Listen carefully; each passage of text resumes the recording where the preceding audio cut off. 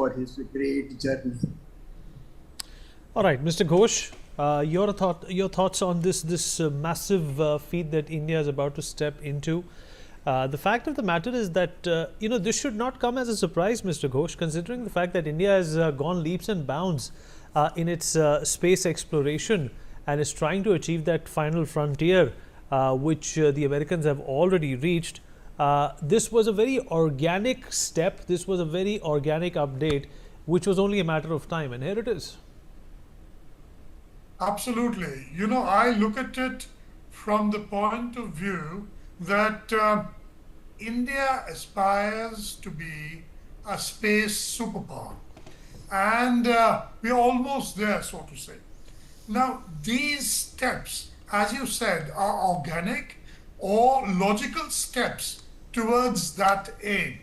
Now, if you don't have a person in space, even when small countries are sending astronauts to space via International Space Station or through the help of the Chinese or through the help of the Russians, Soyuz.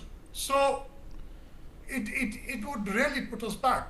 So this is a very essential step. Now, what more is this necessary for? We are going to send our Gaganyaan in some say 2027 or 2028 or so, whatever be the date. We need a person who has been in the space, who knows practically how to guide the entire scenario. Yes, it is true that our Gaganyaan is not going to be for a very long time in space, but that is immaterial.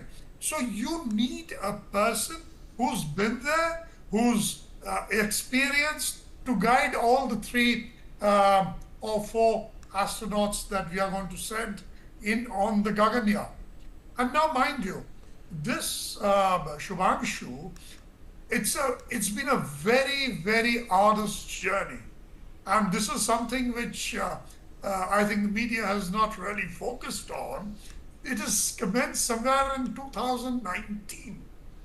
And first, I think there were some 7, then it came down to 3 or 4, and then 2, and finally, it is Shubhanshu who's going. And the amount of training which these people have received is phenomenal. At the Yuri Gagarin Space Center, they underwent things such as straight propulsion, then spacecraft thermal controls, life support systems, zero-G, that is your microgravity. And one thing which I think, again, the media has not yet picked up, and I thought I will share with you, is extravehicular activity or EVA. Now, what is this extravehicular activity? This is, for all you know, he might go on a spacewalk, tethered spacewalk, what Sue Williams did, and the others do. In fact, I'm sure they'll do that. So there is a chance he will do this, and again, I think the hearts of 1.4 billion Indians is going to beat faster. So this is an organic step, as you rightly said.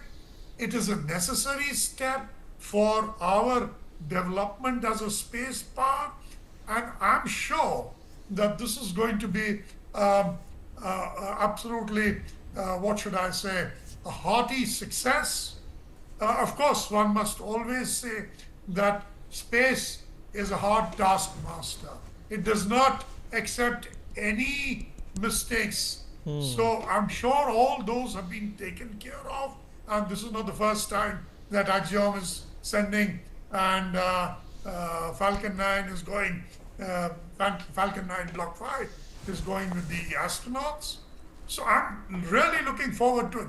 And apart from this, just as this thing, the number of which Dr. Ram mentioned, the number of experiments, 60 experiments of 31 countries. He himself is going to do about 7 microgravity experiments and many others. So all this advances science for the benefit of mankind. Absolutely right, sir. Well articulated.